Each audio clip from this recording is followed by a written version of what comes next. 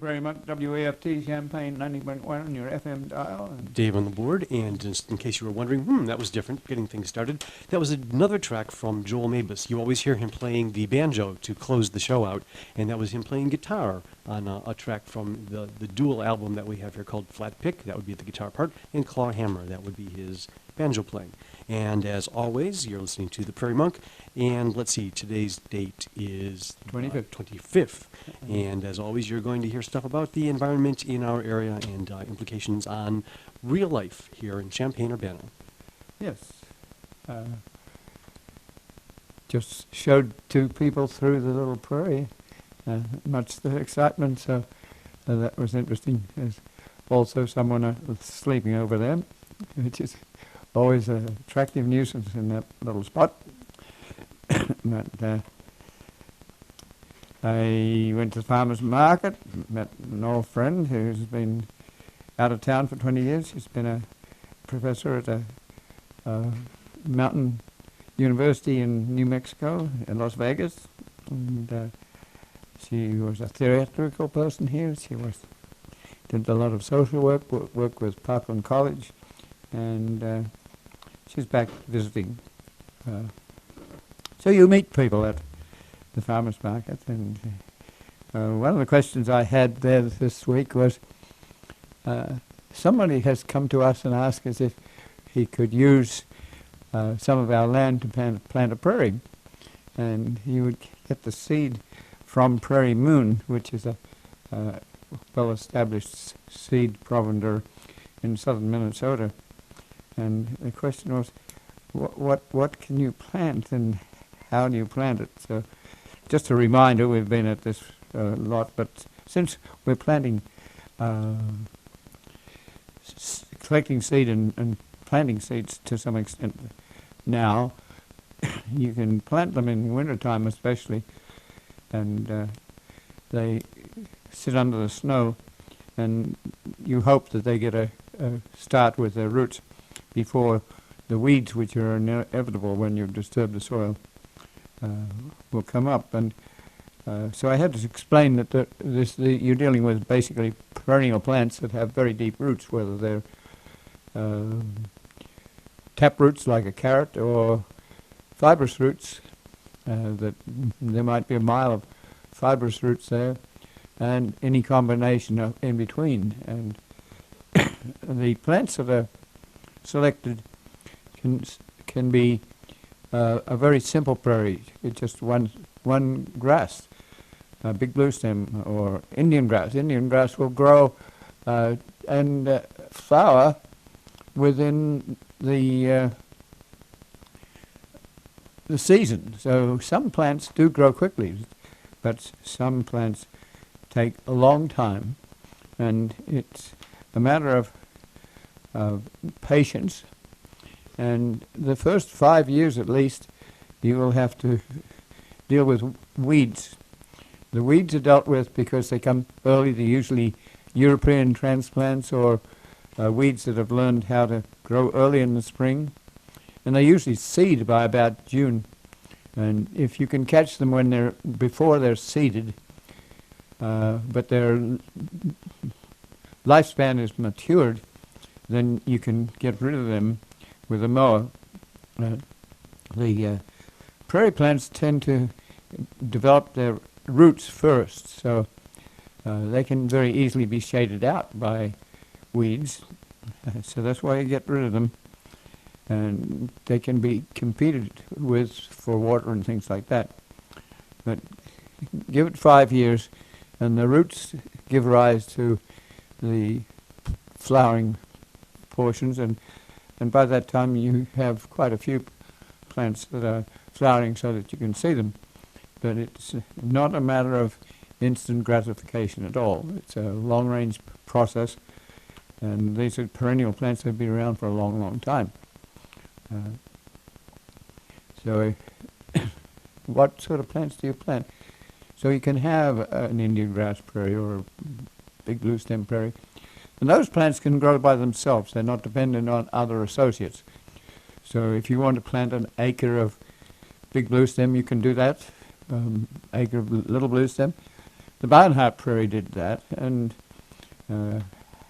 Harry Barnhart modified the harvest equipment so that they could harvest those crops in specialty. But that's not really a prairie. That's what the public tends to think of as a prairie, because in the fall you have this waving grassland and the wind goes across it and has that nice little ripple. But the broadleaves amount to about 100 plants underneath that prairie in nature. But if you go to plant them, it's not so easy. So you start off, if you want a slightly more diverse grass prairie, you can put big blue stem Indian grass, little blue stem cord grass, switchgrass, and one or two other little grasses that are kind of interesting. And you'll have a grass prairie, but that's not really a prairie. So then the next thing is you can include 10 or 12 prairie plants that grow fairly well, and they are not totally dependent on their associates. So they grow well, and they can also be grown in plots. So if you go to Northern Iowa State University, where they do a lot of prairie, they have independent plots that can be harvested, whether by hand or by machinery, and more some of this stuff can be handled by machinery. The next step is to go for about 30 broadleaves plus a sprinkling of grasses. So you reduce the grasses to a modest amount, and then you have a more natural prairie. Once you start to go past that 35 to get, say, 50 or 60 prairie plants, then you're going to encounter the prairie plants that are very dependent on associates. Like it's very hard to even transplant a hoary cocoon plant. We don't quite know why, but it's very independent, but it's also very dependent on the plants that are about it, or pollinators, we don't know quite what. And there are a number of those sorts of plants. So as you get up to the 50, 60, 70, 80 type prairie, and it won't be all in the same place, it'll be in clumps, then you're going to have a harder time relocating, transplanting, or seeding some of those plants, and they need more attention, and it might be they need to be brought up in a greenhouse so that you can tend them with the proper soil and the proper watering. And you have to protect them, because when they go out they will be tender and good food for rabbits and deer. So sometimes you put little cages on them just to make sure that they survive. And you might not have a lot. One way of doing it is like Mason Cities has a state farm for arbor reasons, but also for prairie, and they can generate 3-year-old plants. And we have a plot of prairie at Allerton Park where Fran Hardy and others have gotten in perhaps 1,000 3-year-old plants that then volunteers pop them into the soil with the aid of a shovel. They've got deep roots, so they're not going to come with in little bundles. If you're working at it, if Prairie Moon is going to sell you plants rather than seed, then they probably want you to arrive and pick them up, or if they're mailed carefully so that the long roots will be there. And the spade you use is a very narrow spade, and you kick it back and forth so that those roots can get a start. So there's various ways of planting a prairie. If Prairie Moon knows that you're trying to recreate a natural habitat which is similar to what you have on a railroad bed or something like that, then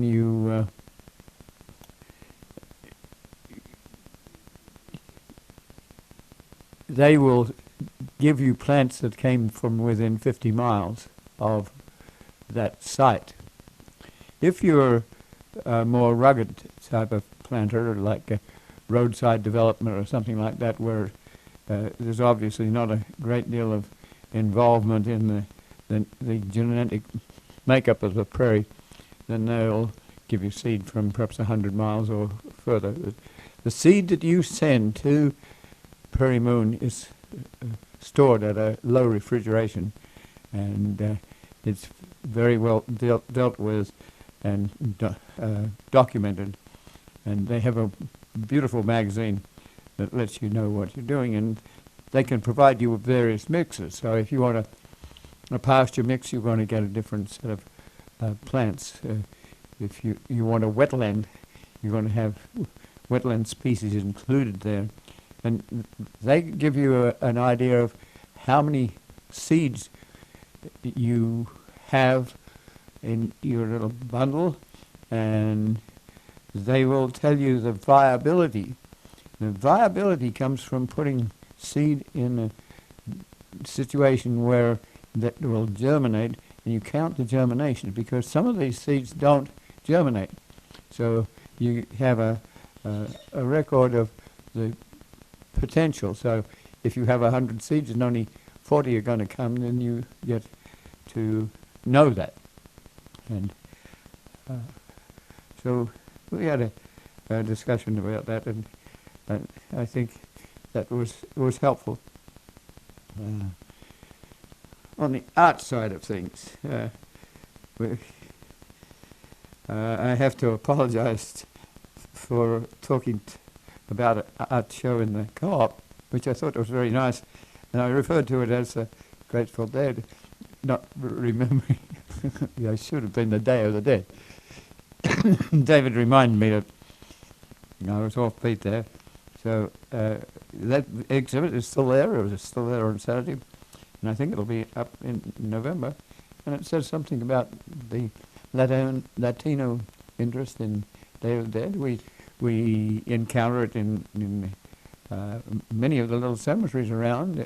Often, if you go to Loda Cemetery, you'll have a little parkway, roadway alongside the road that goes to the cemetery. And on the Day of the Dead, you took your pictures and a chair and your family, and you visited your relatives. And that's what the Day of the Dead is about. We talked some last week about Bradshaw and Bushman, and that exhibit is now down. And Glenn Davies and Chris Purdy are up, and I just had a very quick look at it yesterday, and I thought it was very good. So that will open on Wednesday.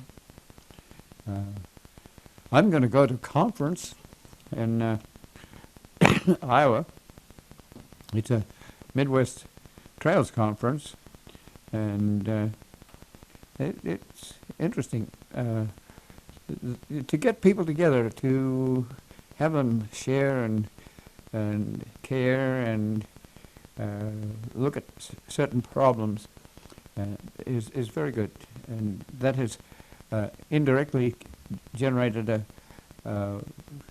journal article that we've been talking about that deals with how Heartland Pathways and other prairie groups use rail trails or trails in general as a way to preserve habitat.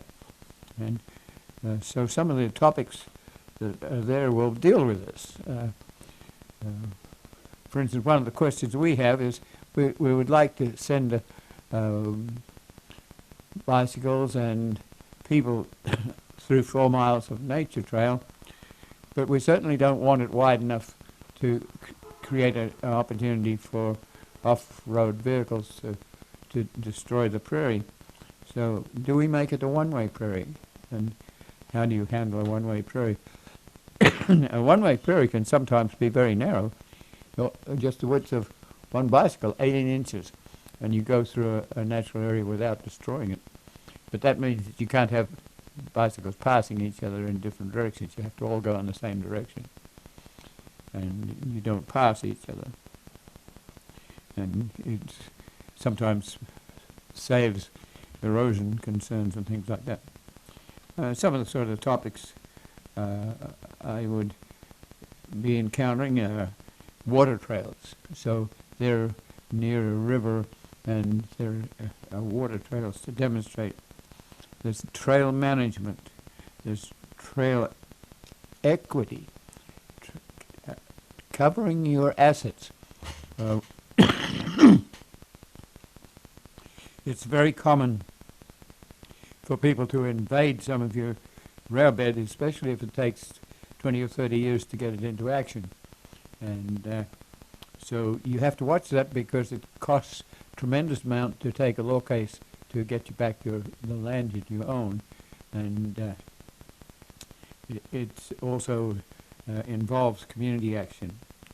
There's economics. One of the field trips will be to the economic development that has resulted from trail development. Restaurants, bicycle shops, just general well-being and interesting atmosphere around that people use, and it joins little towns so that you have a trail between towns or trail between parks, like at Clinton. A reservoir could be connected with Weldon Springs State Park, just 5 miles of trail. But it takes a lot of talent to bring the people together who really are skeptical of the public using a corridor behind their property. It invariably changes, and give it 15 years, and the opposers are often the best supporters, because they've encountered people who they enjoy and debate with, and those people get to understand the agriculture that's on either side. And one of the problems that agriculture has is that the general population doesn't always know where their milk comes from, or where their beef comes from, or where their corn and soybeans come from. And so there's a reason for having that sort of interaction, and it improves. The keynote address will be about children. Children tend to be in front of their internet, and that's not awfully good for their body and soul. So how do you promote trails that give an opportunity for exercise and a little bit of wonder of what's on the side? How do we convince recreators who want to go from A to B to do a little looking at what those plants are on the side? And sometimes they might be very small and very inconspicuous. So do we have parking lots where you can stop and enjoy? Do we have an internet telephone or cell phone on the handlebars of a bicycle, so that you can come to a place and decide this is what the theme is, and start to look at it? Developing awareness. We're curious about the number of black people who might be involved. The last conference I went to, there was about one person who was colored, and that says something about who gets to buy the appropriate clothing, the appropriate bike, and go through Indianapolis through a heavily low-income area.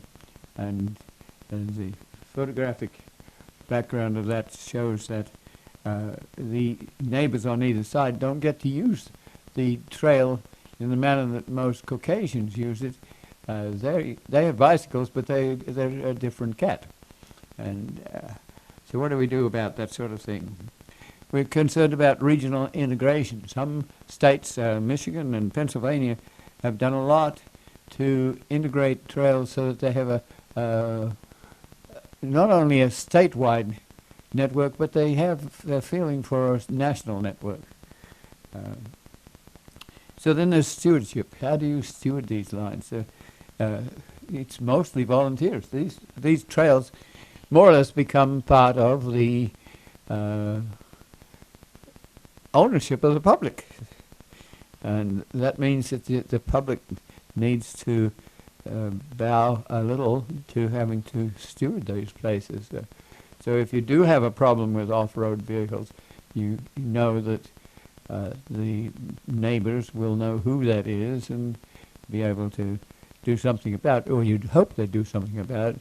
That means a little bit of working with the neighborhood, working with the stewards, and getting some preservation. You don't want your bridges burned, you don't want your trestles burned, you don't want untoward things happening to your plants.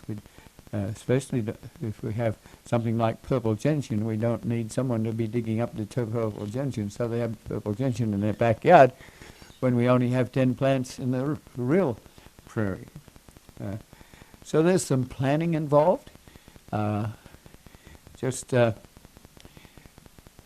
do we put our prairies? Do we have a pocket prairie downtown, or how do we get our trails across town?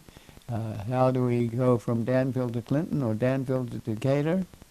That's involves planning, and it involves regional planning. Often if you're dealing about trails in 8 counties, then how do you get those counties together?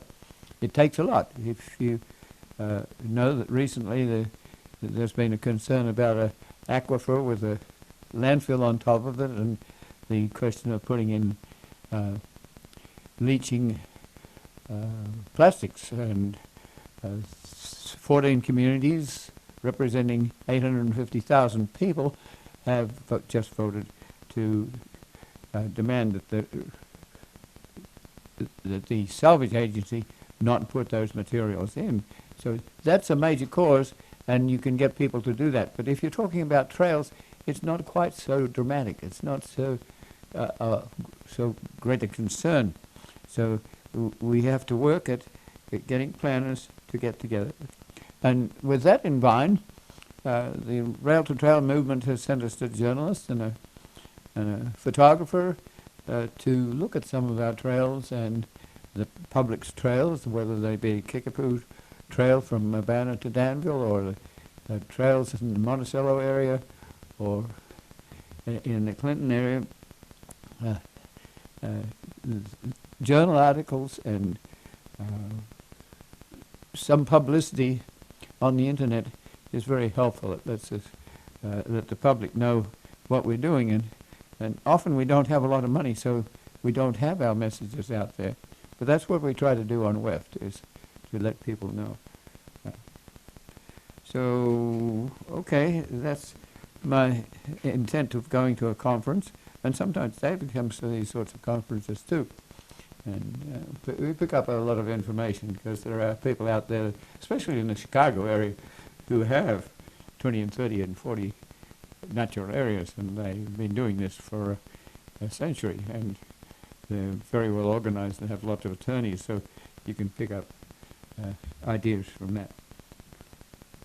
It's about 1:30, so this would be a really good time to jump in and let folks know. Again, you're listening to the Prairie Monk Show here on WEFT Champaign, and it is October the 25th, and as always, we're talking about the environment, and especially as it applies here in the Champaign-Urbana area, and in particular, he's been talking about going to the Mid-American Trail Conference and some of the topics that people will be talking about, including a featured speaker talking about children.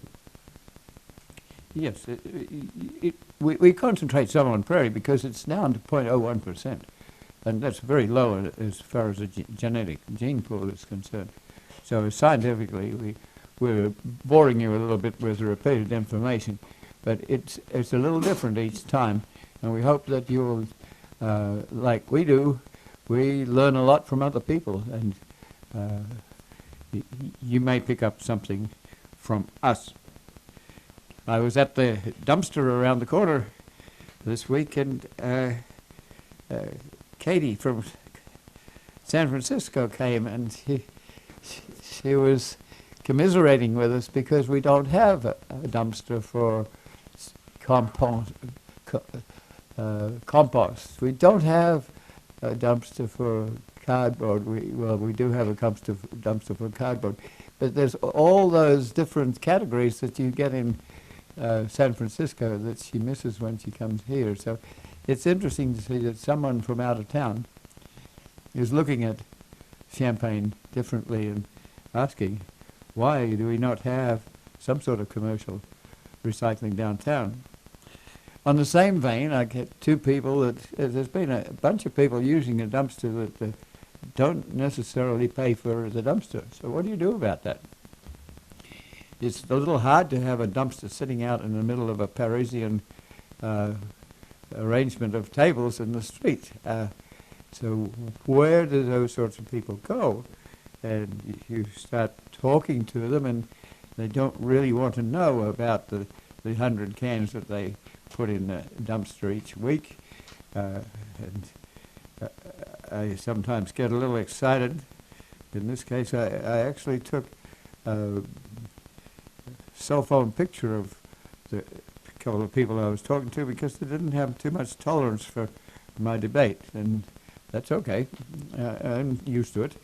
But if you're going to use other people's dumpsters, then like the flower shop has had an inordinate amount of other people's garbage in their small dumpsters, and then they can't put their own material there.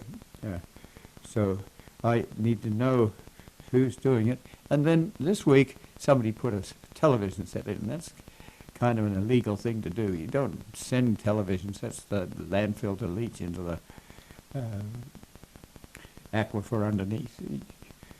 Television sets go to a special day when people are collecting those sorts of things, and there are some people who actually will salvage television sets, but you probably have to pay $10 to do that, and that's money well spent. Okay, this is a different topic, but it's winter time. Oh, first of all, I have to say that the fire truck that was in Hessel Parks for many years has surfaced at Tolono. It came from Tolono in the first place. It's an old fire truck that the Park District put into Hessel Park, and they painted it green. And I remember calling up and saying, fire trucks really aren't green. Can you paint it red? Well, it got painted red. But then the insurance liability people got to it, and it disappeared from Hessel Park, much to the disappointment of some people. But it went to Tolono, it went back to the fire people who had it in the first place. And then eventually they had an auction, and one of the fire people bought it, and it's now on display in Tolono. So if you want to see the old fire truck, it was in Hessel Park. It's in Tolono. Okay, now I wanted to say something about the winter prairie. I don't quite know how to handle this because it's a very visual thing, and so I went round last night yesterday afternoon with a cell phone and just recorded it. It's been active till that last little cold spell, and so there's just a few things that are still green, but it's gone to its sort of browns and buffs and whites. The flowers of the goldenrod that were yellow till a few days ago are now white. And so I ran around, and I'm going to run through a list of the things I've taken, and we'll hope that we can put pictures up so that you get an idea of what a winter prairie is like. It's really quite interesting. All the forms are different, the seeds are different, and even in the middle of a snowstorm, they're blowing in a different way, the sounds are there. How do we excite you to visit that sort of winter scene? Well, it's just fall scene at the moment. We've had a cold spot, and then it's been warm again. So we have a general look at Lake Park Prairie, which is very near to us here. It's just down on First Street and Curtis Road, near to Winfield Village. And I walk up on the mound, which is on one side of it, and a creek on the other side, and get a long shot that goes way to the distance as Yankee Ridge Moraine. And so you get a feeling for standing on the Pisota Moraine and looking towards the Umbra River, which drains the Yankee Ridge Moraine, and in its day would drain a glacier. And give you an idea of big blue stem and Indian grass, and you're getting a feeling for the biomass that you're dealing with. And I turn around and look at the Winfield Village, and there's Winfield Village and the University Place and Park and Prairie Fields and Lake Park, all almost on top of this, and this is a rather wonderful retreat. So we take photographs of prairie fields, which has a little prairie and it has a forest very near to, well, I guess it's Lake Park that owns the forest, and the prairie and Prairie Fields backs up onto it. So I look at a big blue stem clump of, that this grass, these prairie grasses are clump grasses, not the sort of lawn grasses. And so you get a feeling for that. You get a feeling for a compass plant, which has its story that we've repeated many times, that allowed settlers to know what was north and south. So that's why it's called compass plant. Some of these plants are quite dramatic at this time of the year. They have heavy seeds, have rough, tough stems, and they're rosinous stems, and they're hairy stems. And so this plant is an nth degree of drought resistance. And we look at bush clover, and then we go on to the lower part of the prairie, which is the older part.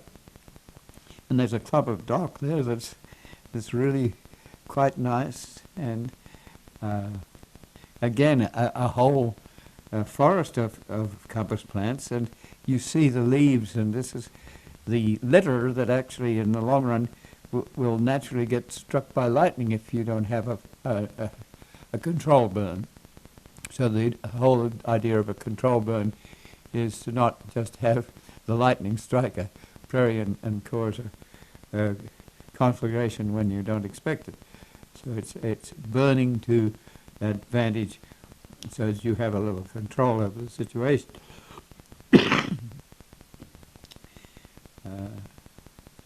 So we look at cordgrass, flowing nicely. I sometimes sit children down in it so that you quiet you hardly hear the trains that are not too far away. But you got to be careful, because if you run your finger along that cordgrass leaf, you're likely to get your finger cut. So you can't, for instance, pick a stem of cordgrass leaf. You would be hurt doing that. So there's tall coreopsis, and you can photograph them into the sky. There's monarda or bee balm, and when the flowers are out, the purples are quite nice, and they combine with the yellow cornflower. So this rattlesnake master there, stiff-leaf goldenrod, and the trail bends around, so it's not just a straight trail, and cordgrass flows over the edge, and we like it to do that so that you get a feeling for what you're moving through.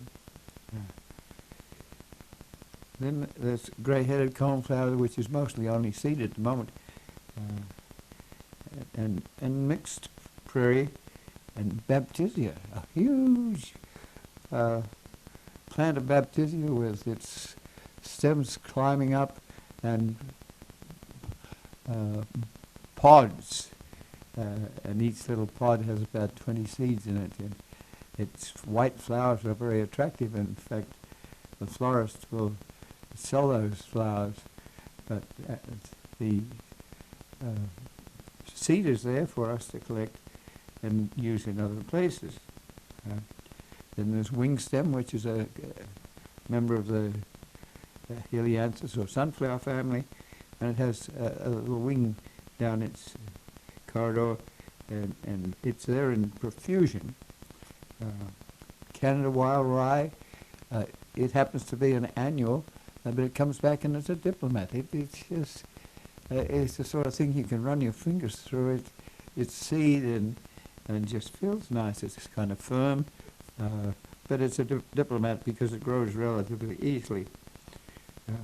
Again, we run into compass plants and goldenrod and dock, which is green still. And there's a little bit of New England aster and still purple, and some compass plant that's still green there. It's a little bit resistant to that cold input. There's milkweed. The milkweeds there, we let them go because the monarchs use those. Dock and Indian grass, soft sunflower, an actual yellow coneflower still surviving, bundleweed on the drainage ditch, and sky blue asters that don't seem to have been affected by the cold at all, so they're resistant. And there, amongst all that, there was a little mouse, and he had no idea that I was watching him from above. He wandered around, and I didn't really get the opportunity to photograph him, but it's kind of exciting to have a mouse or a meadow vole climb over your shoe and look around and treat you as if you were a little bit of a log.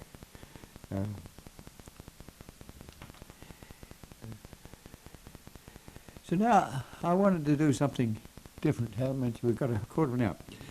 I wanted to say something about domestic animals because, like humans, we're starting to overstock the world with certain creatures, and we're very dependent on them. So how do we handle this? Some of these creatures are converting material like grass into something like beef that we can eat or milk that we can share. But you have to know that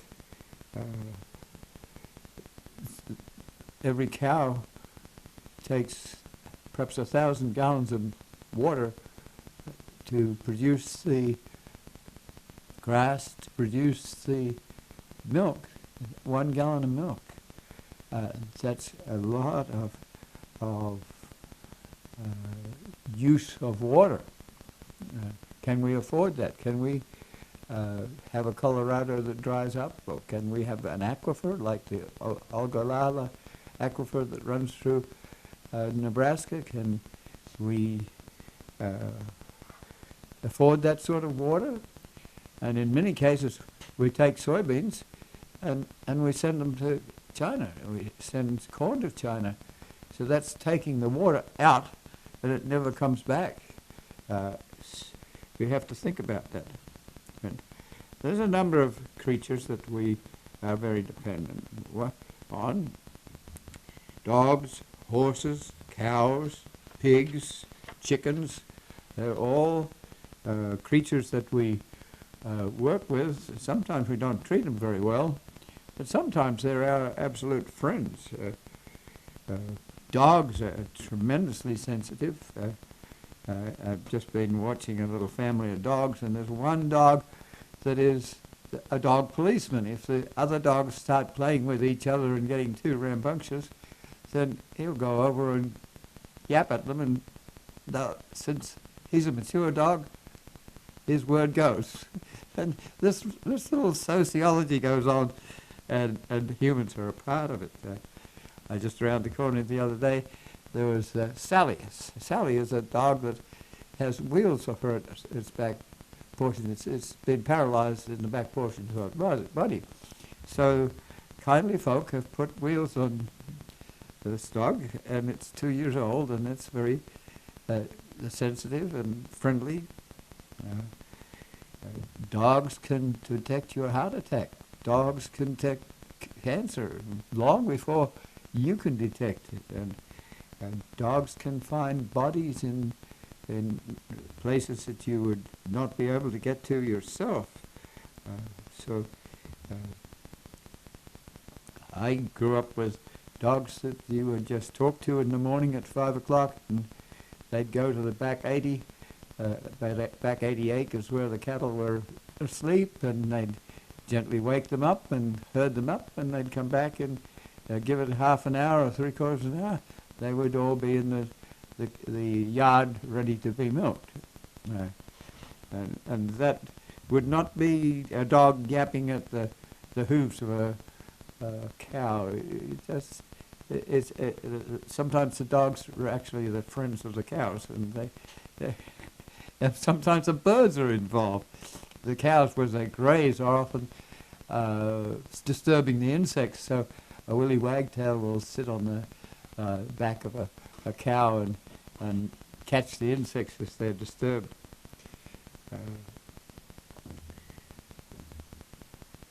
So horses are tremendously friendly, and you can almost sleep with a cow or a horse.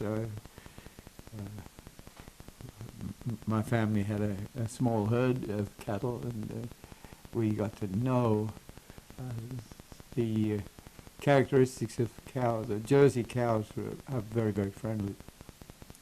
The Jersey bulls are not so friendly, so you have to watch because you might just get put up against the fence. They have this nice little horns that can run right up the middle of your body. So you've got to be careful.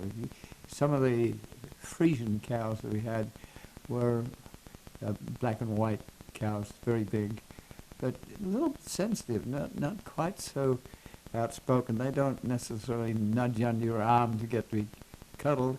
They reserve. So you always carry a apple or something and put it in your pocket, and you encourage the Frisian descendant.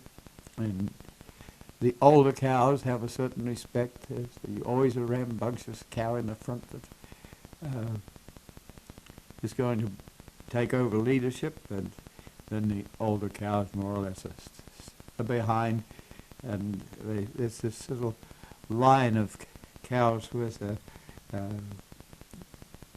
sociological relationship to each other, down to the potty calves that are a little hard to control. So every so often you have a cow that nudges the calf into place and keeps order. A little bit the same with horses. The horses were used for draft horse. I grew up with in an area that was probably a little bit behind the times, but we had a lot of horses.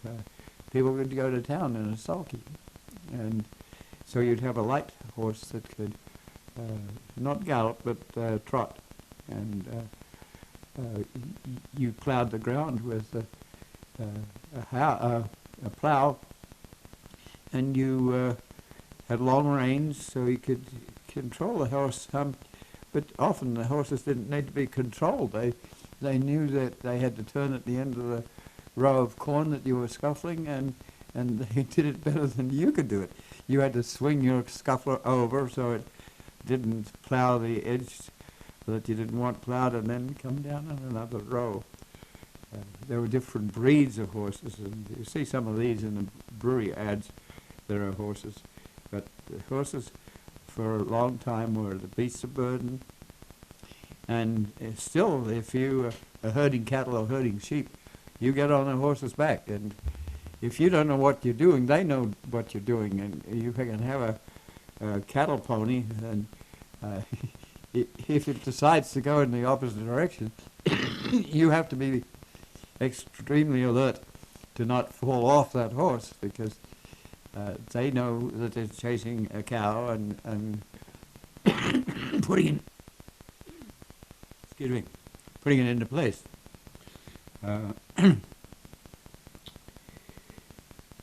sheep mustering is something the same. It's a different cat. But these days, drones and motorcycles and other human forms of corralling cattle have probably taken over a lot of the horses that I grew up with. I went to a agricultural high school, and we had about 10 draft horses, and you knew which ones to work with. There was a horse named Floss, and she could handle children very, very gently. So if you were a young freshman dealing with horses for the first time, Floss knew exactly what to do. She'd back up into the shafts of the cart, and she would go when she was supposed to go. There should be a monument around for Floss.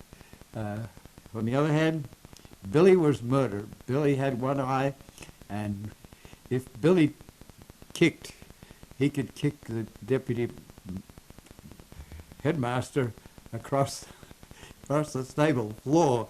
And Billy needed someone to handle Billy that knew how to handle horses. So you get all the range in between. Then we have pigs, or hogs, as the US calls them. The hogs can also be your friends.